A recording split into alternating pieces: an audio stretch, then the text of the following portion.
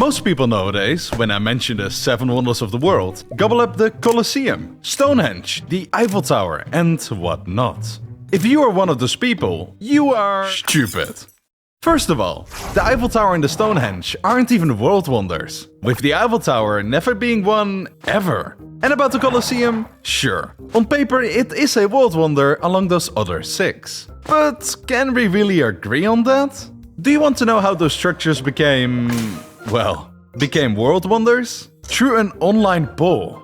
In 2001, some random Swedes decided that the common people, and not governments, should vote on which monument should be praised as a world wonder. Sure, that's a noble cause, but what those noble Swedes forgot are 2 factors: money and nationalism. Do you think countries are just gonna sit there and allow their beautiful monument to not be a money generator? Of course not. They massively tried, and possibly succeeded, to rig their monument onto the list that assures a major influx of tourism. Seriously? Why did the Colosseum end up on the list, but the Great Pyramid of Giza did not? It's the only remaining ancient world wonder that remains standing to this day. Hey, you know what? Why don't I show you what the real wonders of the world were, huh? And I got just the tool for it. Ta-da! You ready? Let's do it!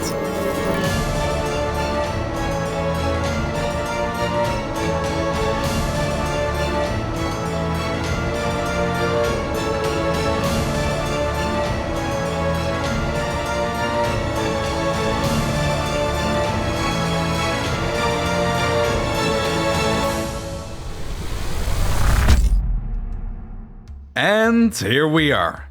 Welcome to Jurassic Park. No, wait. Welcome to Egypt.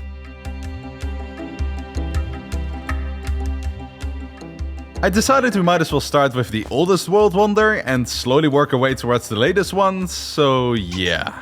Here we are. The Great Pyramid of Giza. Yep, your eyes are not mistaken. It's white. If you would visit the pyramid in the current day and age, it would be more like this instead, where the top is slightly missing and it's all considerably more dusty. How that all happened, we'll get to later, because we should first cover why this 146 meters tall behemoth was made in the first place, and what is actually inside of it. The Great Pyramid was made to be more than just a demonstration of the wealth and the power that the pharaoh had. Its true purpose was actually to be an insanely fortified tomb. The ancient Egyptians believed that the pharaohs were deities on earth, and that in the afterlife they would ascend to join the Egyptian gods. To ensure a safe passageway to the heavenly realm, it was crucial that the pharaohs were left undisturbed after their passing. So, naturally, the only logical thing left for the Egyptians to do was to carve out and haul 2.3 million blocks of stone weighing a total of 5.7 million tons, or roughly 600 Eiffel Towers from Giza and its surroundings, to the pyramid's location to build an impenetrable fortress for the king to lay in. And so they did. The massive undertaking took only a short 20 years, which they managed to crunch down to due to the use of skilled workers and hired labor forces. Yep, you heard that right.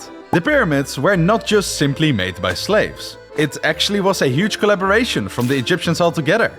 Unfortunately, Pharaoh Khufu died before he could see his tomb finished, but the good old chaps the Egyptians were, they kept their promise and lay him in there anyway. Where did they put him inside? Here, in this hollowed out granite slab. Yep, that is the grave of the almighty pharaoh that had this entire pyramid built. It's almost like they ran out of budget and were like, meh, just throw him in there and close the chamber up. Which they did, by the way, by letting 3 huge blocks slide down this entire shaft to conceal the true path to the king's chamber. The other path, which just goes down and down, leads to a seemingly random chamber with another corridor after and below it that are both just dead ends? Strange. Speaking of strange, below the king's chamber is the queen's chamber, which never had something inside of it. Why was it built then? No one really knows. The most popular theory about the purpose of this chamber is that it used to house a life-size statue of the king himself. However, there are almost no claims to back that up. And speaking of even more strange, the clever ones among you might have wondered what those long tubes are for.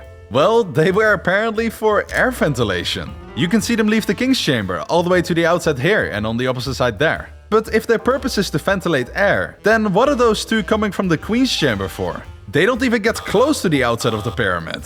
Is it really just randomly made, like the entire underground section of the pyramid? Or are there untold secrets that we are yet to discover about this ancient structure?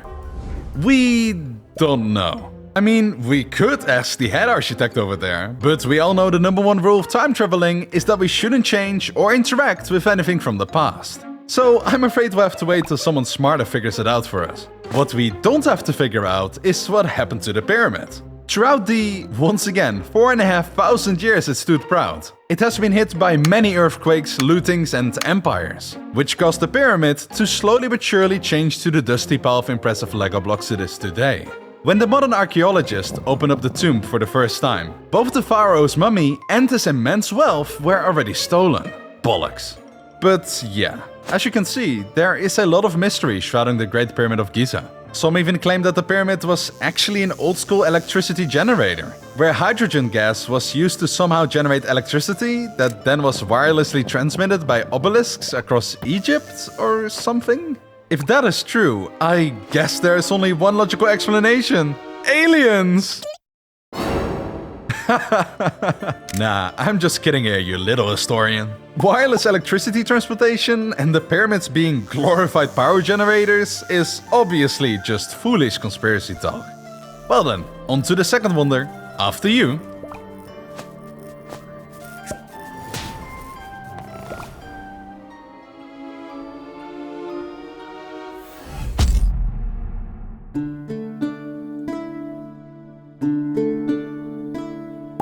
The beautiful Hanging Gardens of Babylon. Built in the year 600 before Christ, it was often described as the Green Mountain within the heart of Babylon, which was an ancient city in what is nowadays Iraq.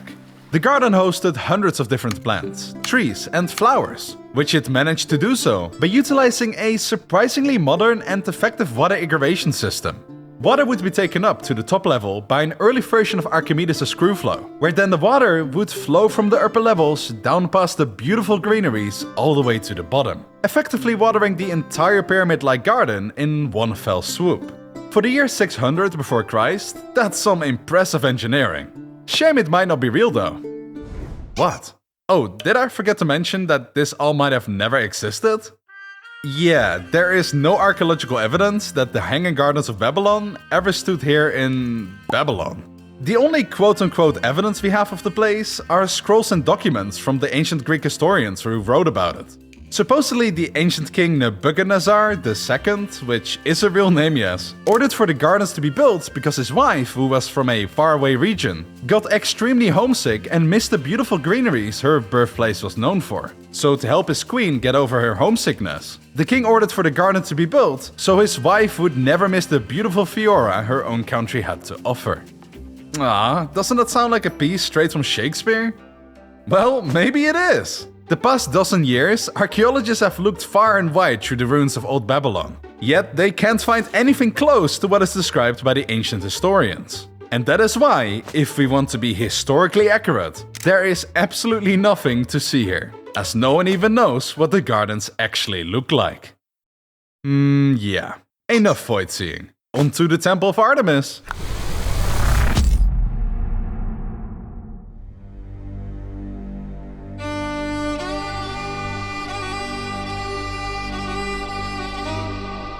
Okay, this is technically correct, but it's not the Temple of Artemis. It's more like a predecessor that was much simpler and, well, uglier. The reason why I brought us to this version is because there were actually 3 installments of the temple that existed, with the final third one being the one praised as an ancient world wonder. The first temple was made around the start of the Bronze Age as a place to worship the Greek goddess Artemis, who represented nature and fertility, which was kind of important for the people cause, you know, it's 1200 BC. But unfortunately either the temple wasn't impressive enough, or the farmers had bad luck, because around the year 700 BC, a huge flood destroyed the exclusive temple and all the farmers' land around it. The surviving farmers concluded that this all happened because they didn't worship the goddess hard enough. So they decided that they had to build a bigger, better temple than before to gain the blessings from the goddess yet again. Unfortunately, big things cost big money. So it all took a small 150 years to get the construction of the improved temple started and yet another 120 years to finish it. But hey, at last it was built and stood proud for the farmers to enjoy and worship at. Though not for long. Because of this bumhole, who I can't say the name of because I would be publicly executed for it. This man was obsessed with fame. You could say he was the first TikToker. And just like all the others, he was really annoying. In the dead of night, the man whose name I once again can't say, snuck into the Temple of Artemis and started a fire that caused the entire temple to catch ablaze and ultimately burn down to the ground. Why did he do this? Because he wanted eternal fame, and as much as I hate to admit it, I guess he succeeded, because we still talk about him to this day. Unfortunately for him though, he also succeeded in getting his head cut off. So yeah, here we are again with another destroyed temple and plenty of frustrated people who can't worship their goddess anymore. Guess we will build it again, am I right folks? And so did it. This time, even bigger, even better than the already good one, with beautiful statues hosted inside, which brought in people from far and wide, like the Apostle John, who exorcised demons there, according to the Bible. This time, the temple actually stood for a bit longer. About 800 years in fact. Like all good things though, it had to come to an end. First in 268 AD, it got set ablaze by the Goths, because no reason actually. They just wanted to cause rampage throughout the Roman Empire like they always did. And for the final blow, in the year 408, a huge Christian mob came to wreck the place down because the emperor decided it was time to forcefully convert everyone to Christianity. It's almost sad. But hey, at least they recycled the wreckage to build the Hagia Sophia. Nowadays the ruins of the temple can still be visited in Turkey, where you can also visit the secret final 4th version of the temple. And I'll tell you what man, their shawarma is so good. Oh, alright, let's go.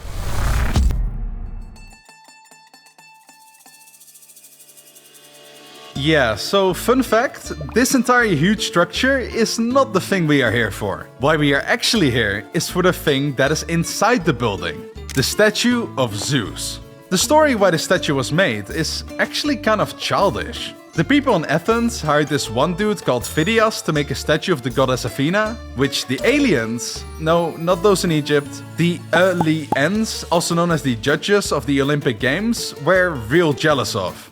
We can't have those filthy peasants east of us have a statue of a deity while we do not.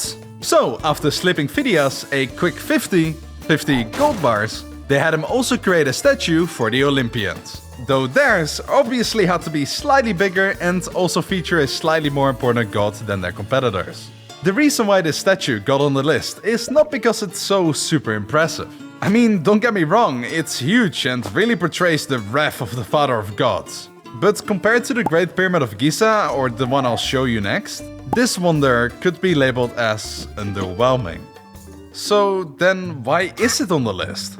Well, the statue portrayed more than just the king of the Greek gods. It's a symbol of the sheer awe and devotion that the ancient Greeks had for their gods. The statue of Zeus at Olympia was not merely a representation of a deity. It was a testament to the religious passion and cultural pride of the ancient people.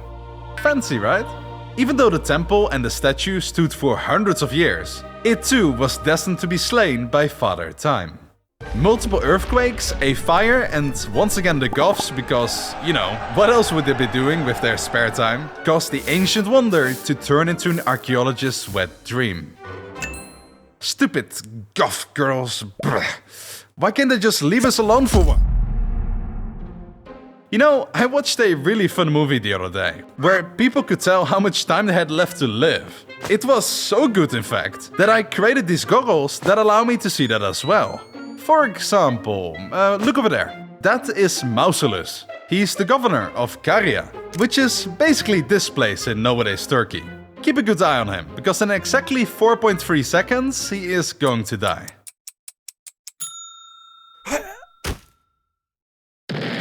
Jeez, these glasses really are something, aren't they? Back to what we are here for. See that woman standing next to Mausoleum's corpse? That is not only his sister, but also his wife. Yeah, very before Christ-ish from them, isn't it? Anyway, she is devastated by the loss of her brother/husband, and wants to make sure his burial is done flawlessly in honor of his wishes, which he made clear to her before he kicked the bucket. His wish of final resting place, though, wasn't a simple grave next to a cherry blossom tree in his hometown or something. No. He wanted a massive tomb in the middle of Caria's capital city, Halicarnassus, to forever immortalize his greatness in our history. Spoiler alert, so she did. And Mausoleus' widow and sister made sure to spare no expense. She hired the most skilled architects and artisans from Greece to work on this masterpiece of a building.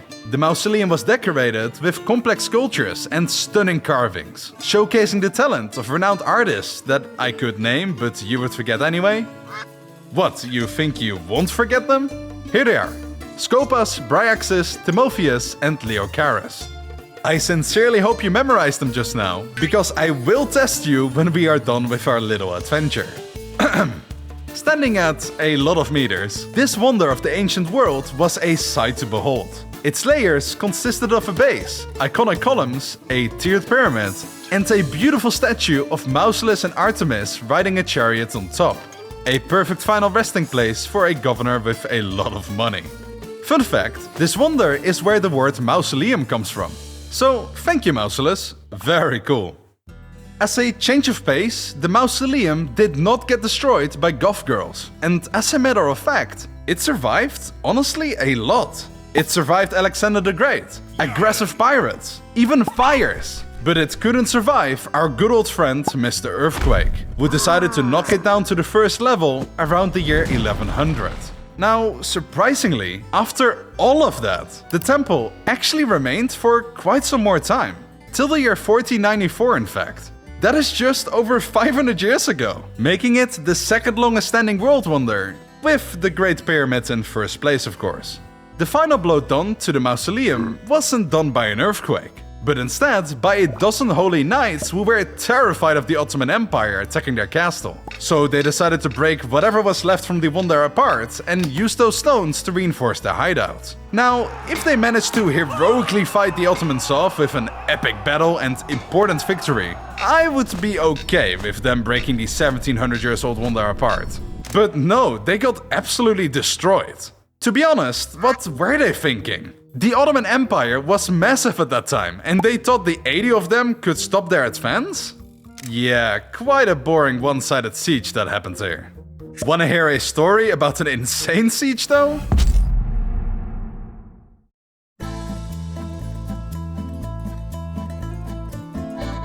The Colossus of Rhodes.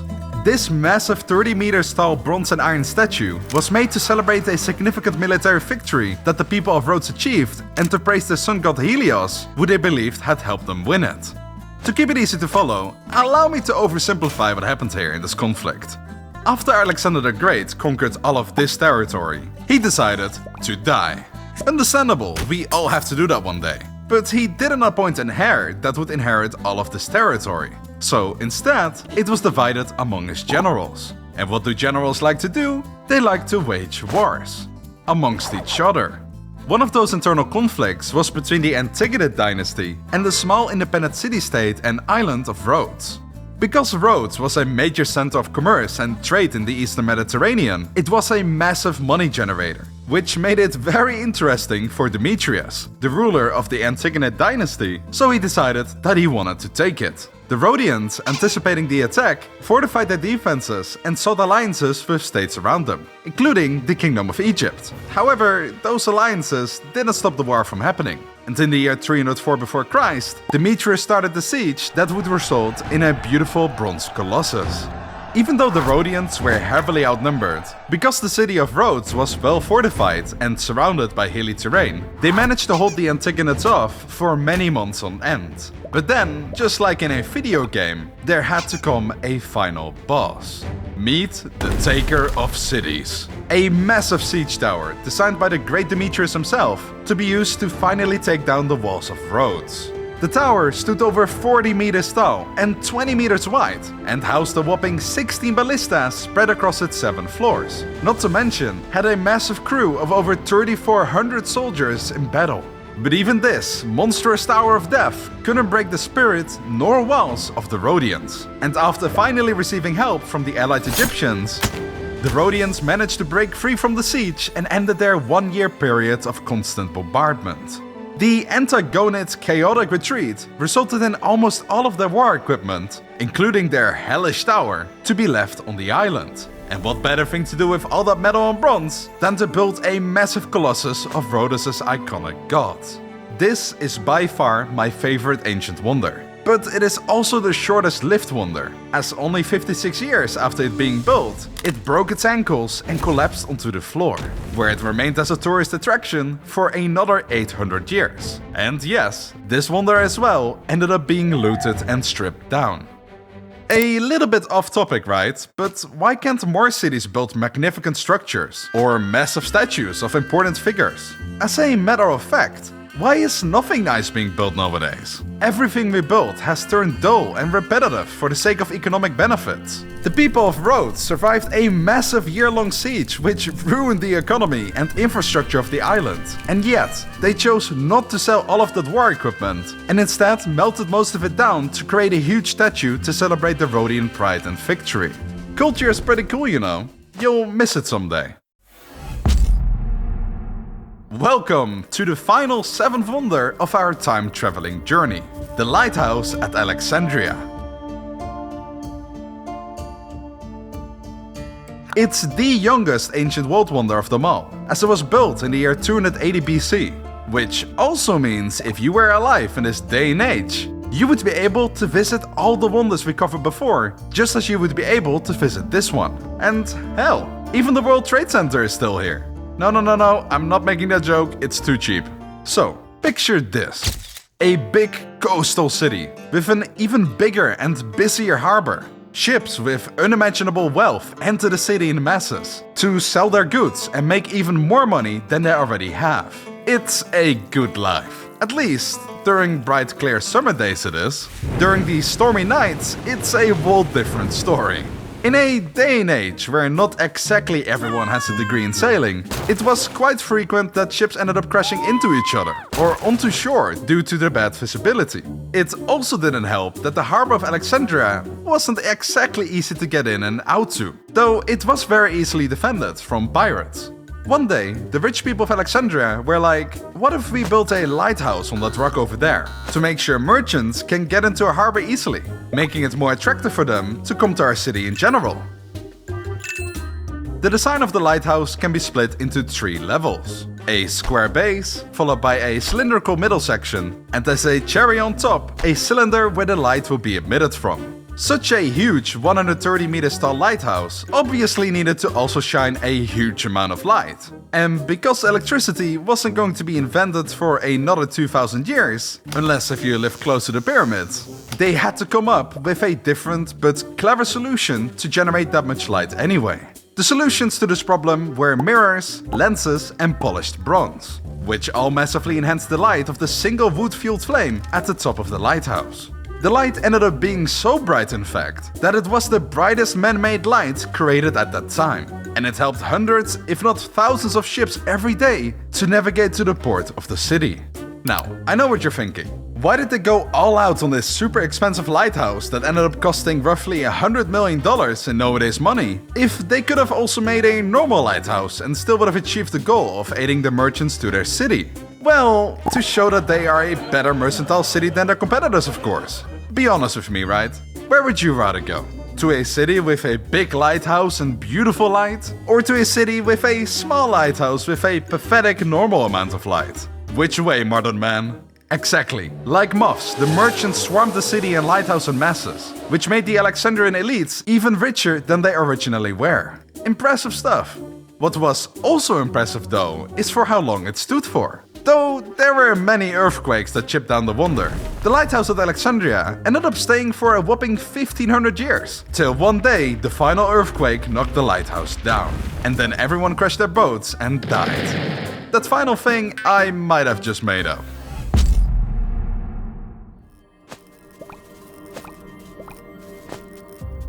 And thus we conclude our wonderful journey through time. Now, for the killer question that you've been dying to ask me. Do I think that all the ancient world wonders are better than the current 7 world wonders?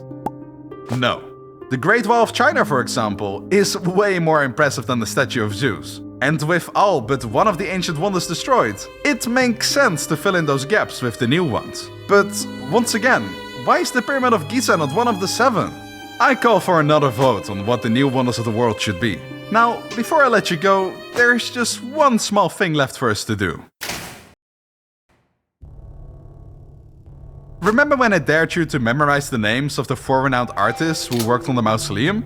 Well, here we are. What were their 4 names? Oh, you can't remember? They were Scopas, Bryaxis, Timotheus, and Leocaris. How could you possibly forget? I even told you to remember them. Surely you remember the name of the pharaoh that lays inside the Great Pyramid? Pharaoh Khufu? No, you don't either? Seriously, do you remember anything I told you? You know what? It doesn't matter. I cannot let you walk away knowing that time traveling is a real thing. Plus, your time is about to run out anyway. So, thanks for joining me on my journey, and, well, truth is, the game was rigged from the start.